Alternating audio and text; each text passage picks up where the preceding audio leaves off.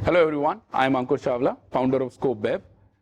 आज wine episode में हम ये बात करने वाले हैं कि वाइन कैसे बनती है, अलग अलग तरीके की वाइन क्या होती है, वाइन के लेवल कैसे पढ़े जाते हैं और हम वाइन टेस्ट भी करेंगे। और वाइन वीडियोस के लिए देखते रहिए cocktail jockey. Hello friends, cocktail jockey में आप सबका स्वागत है। कॉकटेल्स, वाइन, स्पिरिट्स के बारे में हर इन्फॉर्मेशन जानने के लिए सब्सक्राइब कीजिए कॉकटेल जॉकी और bell icon notifications button press करके हर दिन देखिए कॉकटेल और spirits episodes. Hi, I am Ankur Chawla, founder of scope web. Simple terms में अगर कहा जाए तो wine is just a fermented grape juice.